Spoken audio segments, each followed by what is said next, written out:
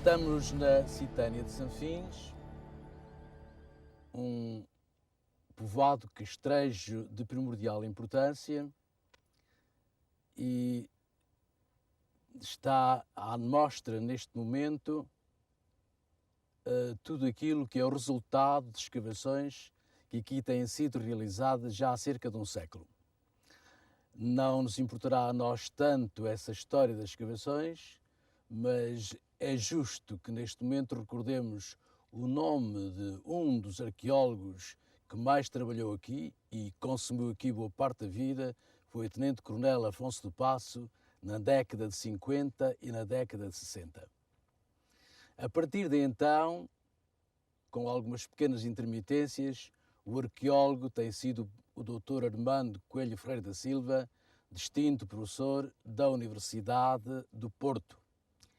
E é exatamente a ele que nós devemos, neste instante, as informações que vão ser dadas, que ele nos vai dar, porque ninguém como ele conhece esta Citânia e talvez no nosso país poucos se lhe poderão comparar no conhecimento da cultura castreja. Aliás, eu permitir-me-ia iniciar a nossa conversa com uma pergunta que é que o professor Armando aponta como características dominantes desta Citânia que a tornam, enfim, primeira, pelo menos no meu conceito, dentro dos castros portugueses. Muito obrigado pelas observações que fez, mas também não deixo de recordar a passagem do professor Tavares nos anos 60 e que deixou aqui, pela primeira vez, talvez, a marca de um estudo de investigação arqueológica convenientemente cientificado.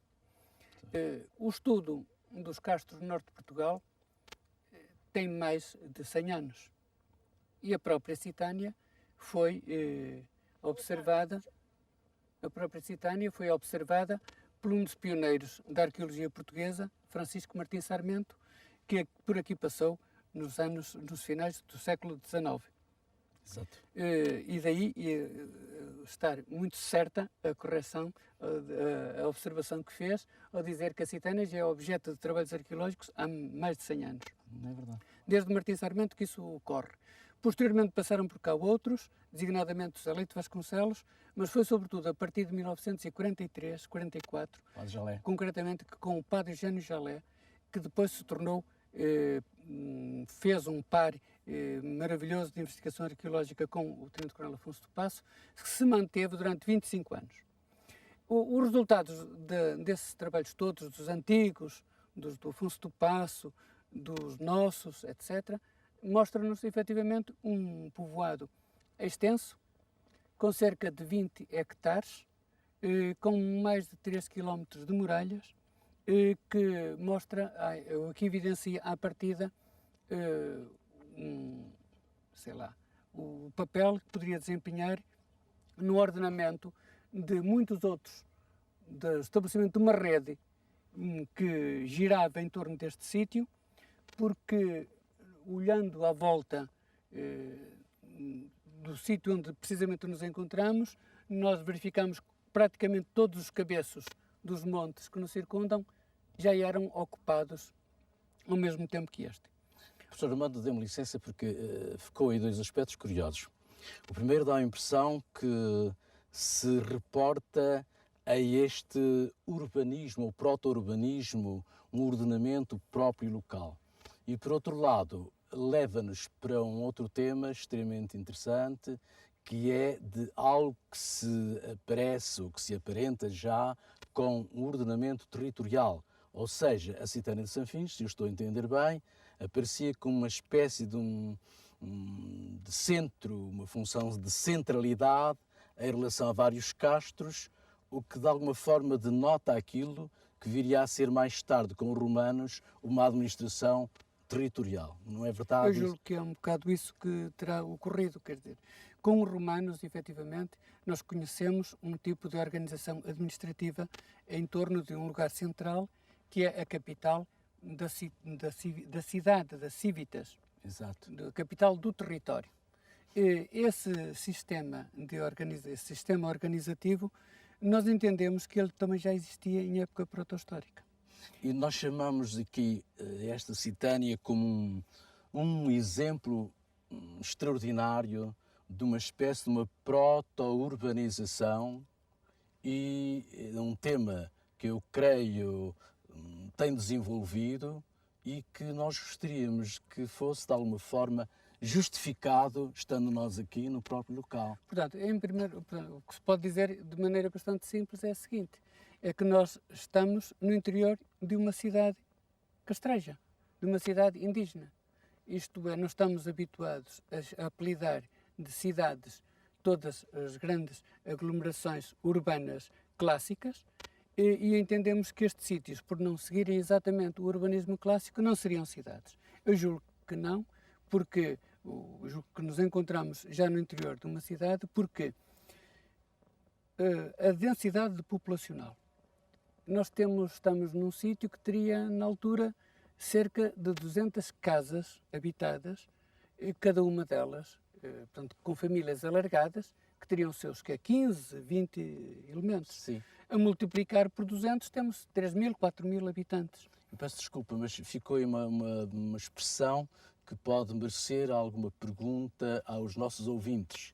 Na altura, ou seja, quando é que nós situamos essa fase curiosa que nós podemos chamar de uma proto-urbanização de Sanfins? Ora bem, todo o processo que levou à construção destes grandes povoados foi um processo muito moroso. Demorou cerca de 1000 anos. E nós detectamos, através de trabalhos arqueológicos, com datações bem rigorosas, muitas delas até de carbono 14 e de muitos outros elementos bem datáveis, sabemos que este processo de defesa do território a partir de lugares estratégicos terá começado cerca do ano 1000 a.C. Através de um processo lento, que demorou, portanto, esse milénio todo, nós, nas vésperas, quando falamos que este processo de organização territorial em torno de lugares centrais, em que a Citânia de Sanfins poderia representar uma dessas capitais, julgo que estamos, muito concretamente, nos finais do século II e, fundamentalmente, no século I a.C. Sim. E porque nós entendemos que a motivação, a justificação do aparecimento destes grandes sítios terá sido a campanha ou a pressão exercida pelos romanos quando, pela primeira vez, tentaram passar a norte do Rio Douro para ocupar o Noroeste. Isso terá ocorrido, segundo as fontes clássicas, em 138, 136 com o 10º Júnio Brutus Galaicos. Com o general 10º Júnio Bruto, que depois, quando chegou a Roma, por ter vencido os Galaicos, recebeu o nome de Galaico justamente por causa disso.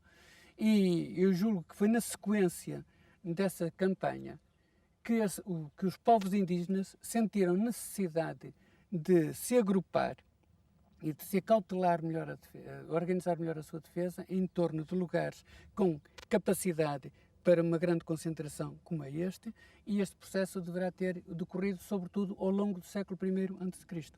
E há imensos casos na nossa região que reproduzem o modelo que encontramos em Sanfins.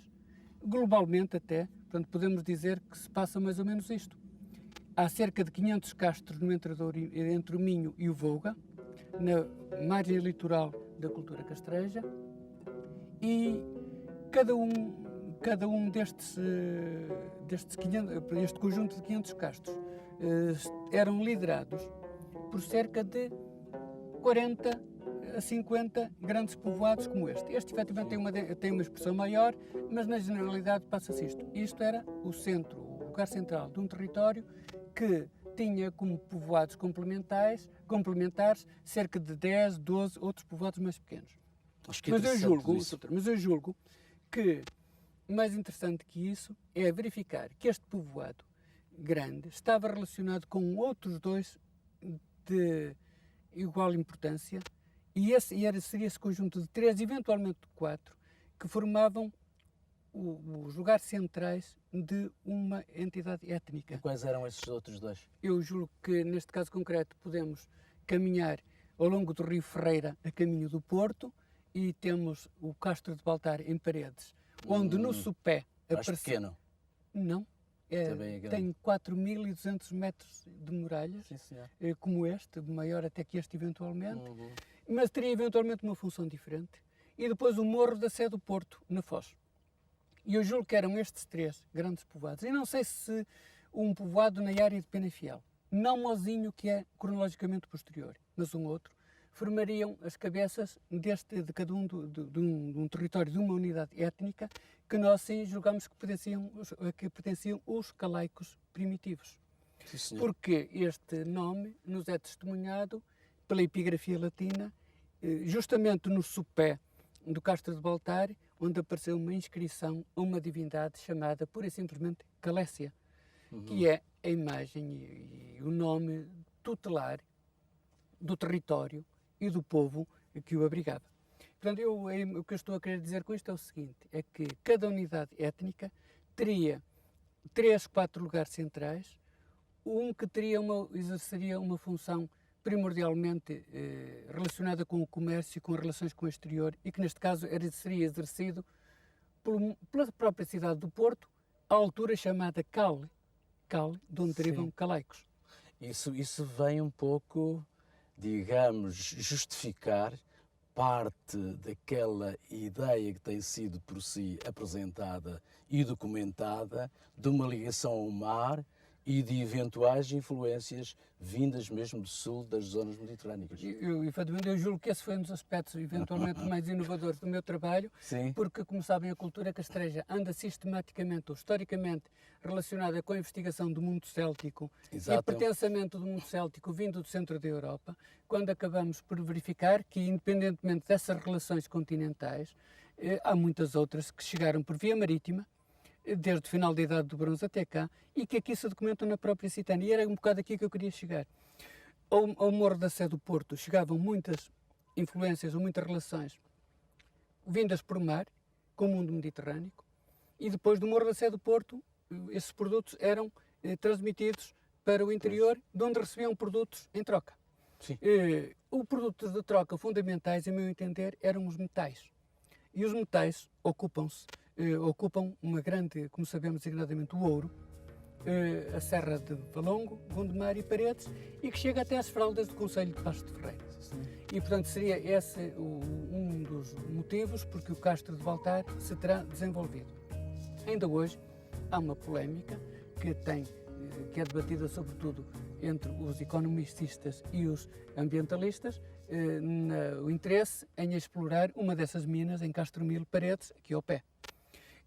A Citânia de Sanfins não teria, efetivamente, nesse contexto, nenhum interesse comercial, nem nenhum interesse metalúrgico, mas tinha uma grande área de exploração propícia à atividade pecuária e às atividades agrícolas, portanto, necessárias à subsistência de cada uma da sua comunidade e dos povos a quem pertencia.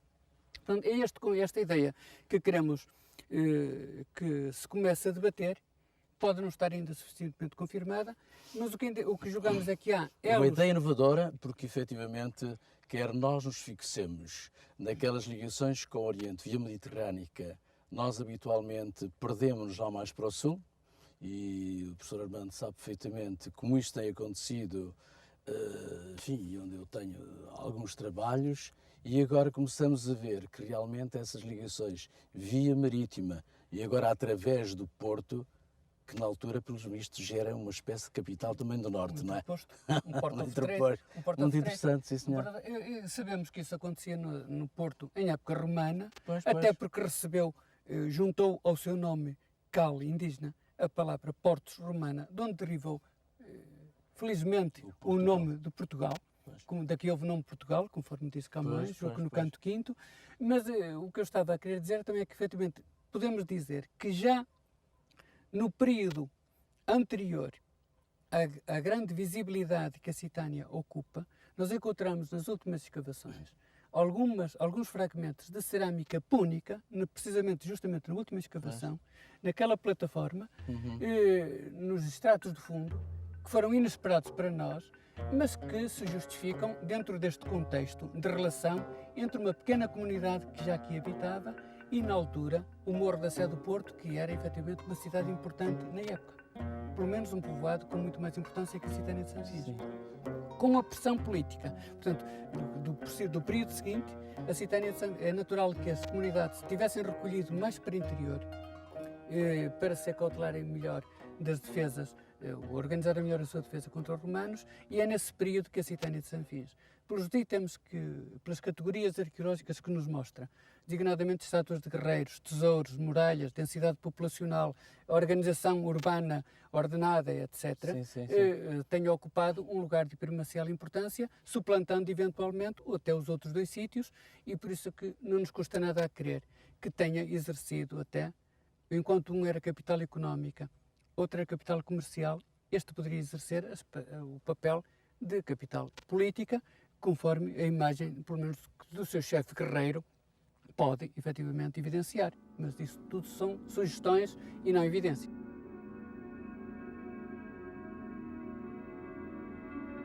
Um ordenamento do território, uma organização do espaço que é verdadeiramente notável e que salta à vista logo a quem chega.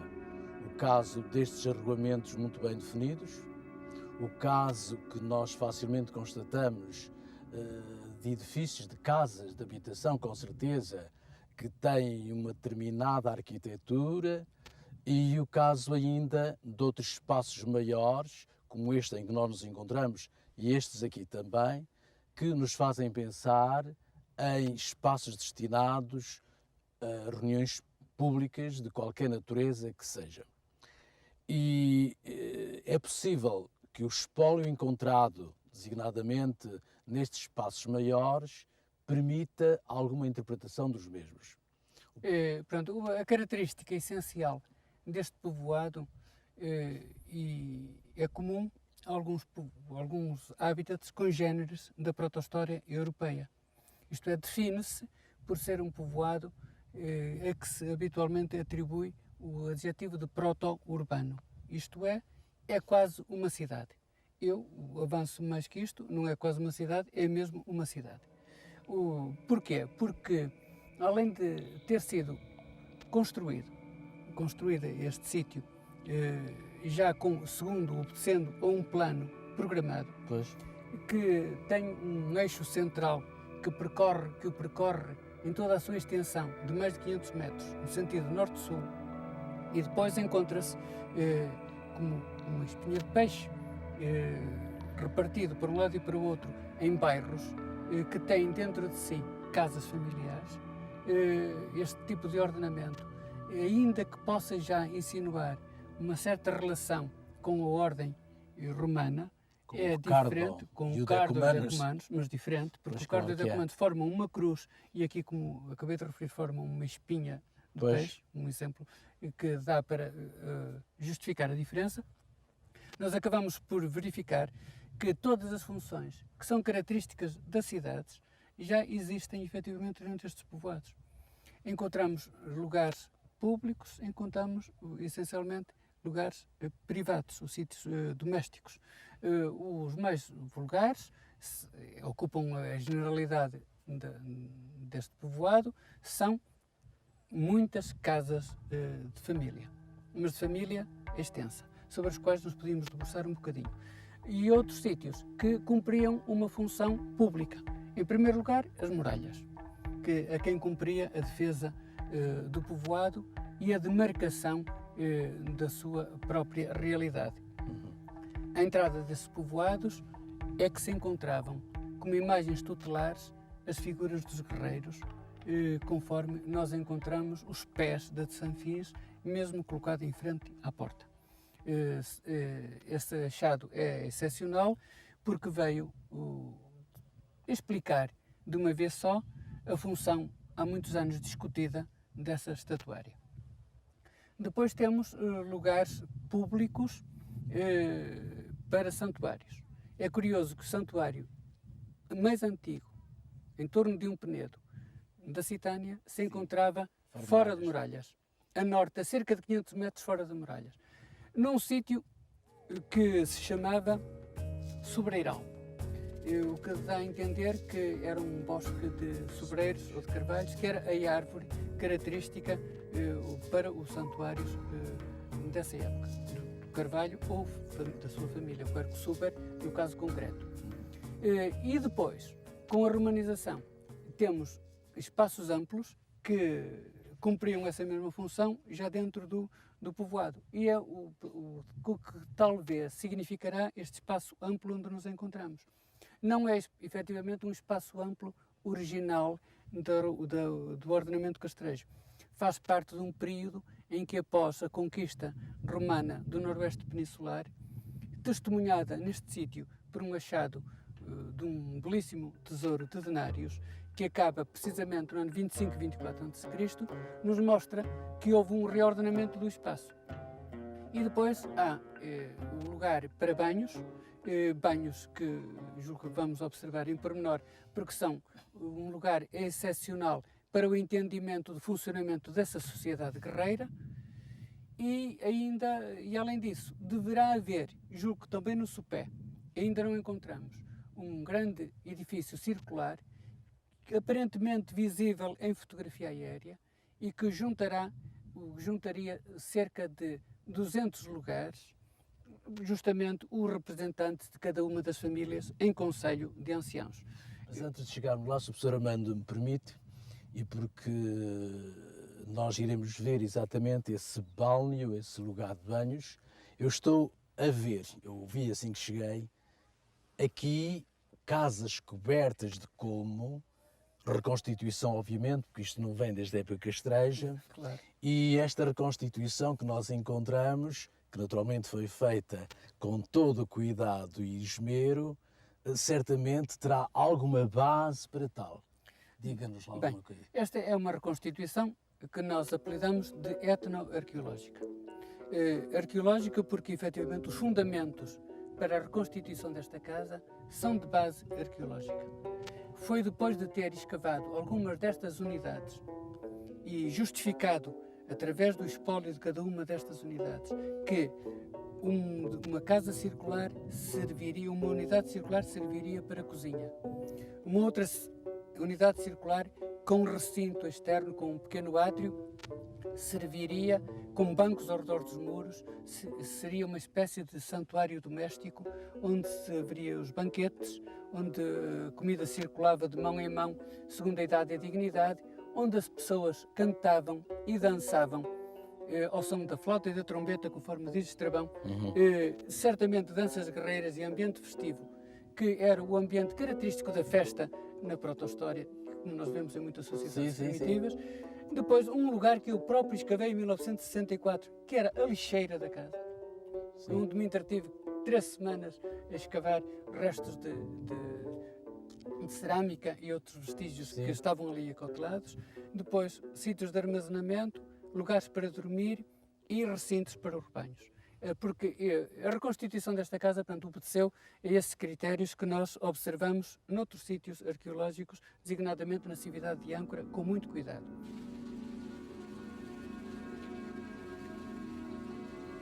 Vamos dirigir-nos então para um espaço que tem uma particular importância e que é exatamente o lugar dos banhos públicos.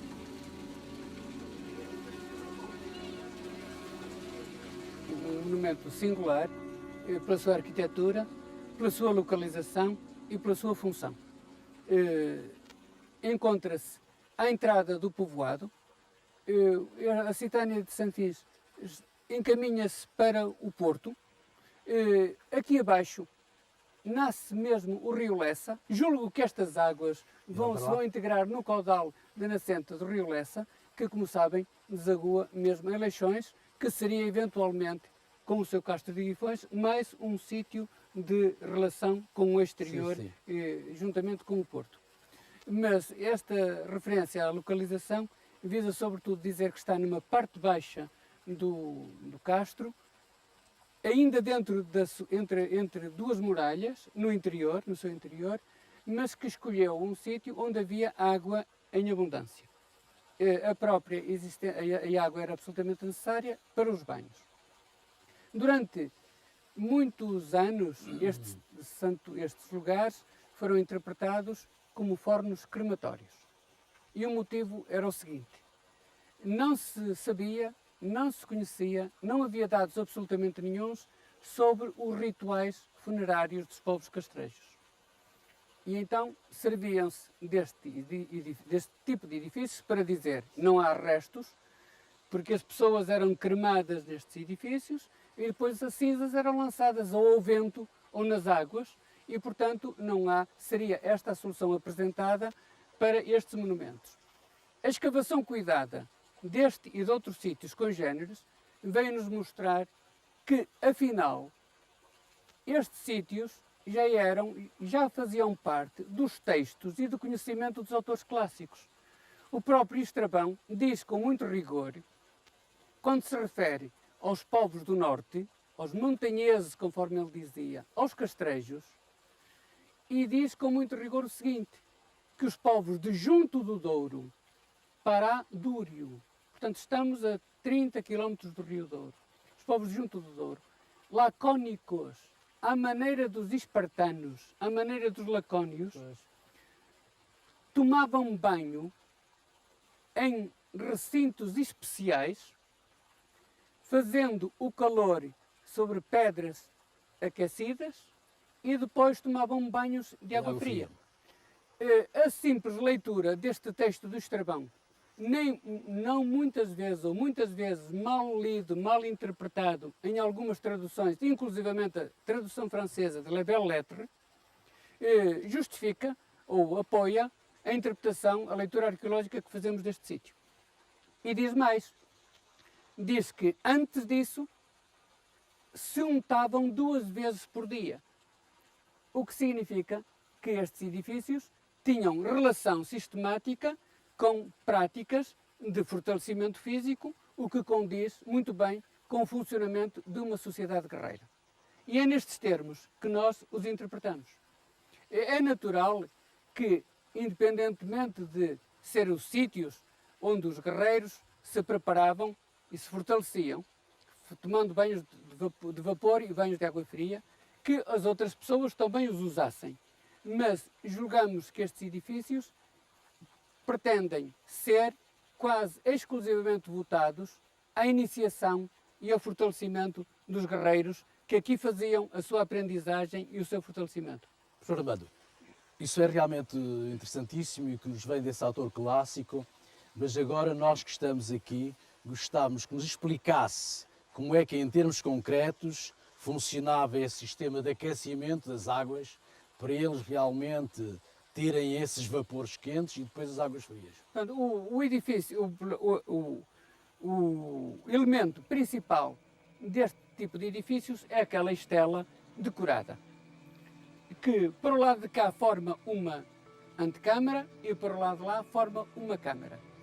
Era coberta em mitra, com pedras angulares que apareceram destruídas no exterior, julgo que uma destruição datável do século XVIII. Tinha 2 bancos laterais e as pessoas estavam ali sentadas a fazer a sauna. Julgo que a parte interna servia apenas para contenção do calor. No fundo havia um forno. O forno tinha uma abertura de cerca de 20 centímetros. Temos a pedra, uma espécie de rolha que tapava esse forno, que era retirado quando fazia-se com pedras aquecidas, eram muitas paredes espessas que estavam no forno, seixos, muitos deles seixos de quartzite, do rio, que condensam e que concentram mais calor, eram aquecidos no fundo, no forno, lançava-se depois água fria por cima e fazia-se o vapor. O vapor depois passava para a parte de cá e as pessoas nesta área que se considera uma espécie de um tepidário faziam a sauna nesta parte de cá. Estou perfeitamente convencido que a sauna era impraticável dentro da câmara. As pessoas asfixiavam totalmente. Portanto, não dá. A interpretação que nós fazemos é, portanto, esta. A sauna era feita da parte de cá, ainda que em rituais de iniciação fosse necessário, eventualmente, passar por aquela entrada misteriosa para o mais além, que significaria efetivamente, aí a já força um pouco mais e a da nossa imaginação, mas é possível. Sim, talvez, mas é e possível. aqui não haveria uma parede... E depois aqui havia uma entrada, havia, portanto, numa escavação que eu fiz no monumento congênere, há efetivamente um arco, uma pedra com um arco, e até no exterior tem duas gravuras. Numa tem um sol quadripartido e outra uma serpente. E eu julgo que esses dois símbolos simbolizam o sol e a água, o céu e a terra, de acordo com uma certa mitologia Sim. característica das raízes proto-históricas europeias. Sim. E ali aquela E depois, piscina. a água que nasce aqui perto foi mesmo detectada à fonte. E é mesmo que corria há mais de 2.000 anos, para cá, havia o banho de água fria, depois de tomarem o banho de água quente. Claro que Há não é banho uma piscina vapor muito grande, e água mas fria. enfim. Não era, mas dava para Sim, refrescar. sem Uma beliscar os uma outros. curiosidade que eu julgo que é importante foi que na revisão desta escavação arqueológica do ano de 1972 e 73, que realizamos ultimamente, verificamos este pormenor, que além das águas sagradas que se encaminham para o interior, há uma fonte pública onde as pessoas iam buscar a água para o seu uso cotidiano e não era preciso nenhum esgoto para essa água, porque o sistema de vasos comunicantes seria suficiente para que a água se encaminhasse toda pelo interior. E como é que a água entrava ali dentro? Não, uma água entra pela parte interna e nós consideramos águas sagradas, e há uma água para uso comum e que vai por uma canalização autónoma e que não entra dentro de edifícios, que são as águas profanas, e esta dualidade é que nos dá ainda mais a entender o caráter sagrado deste culto.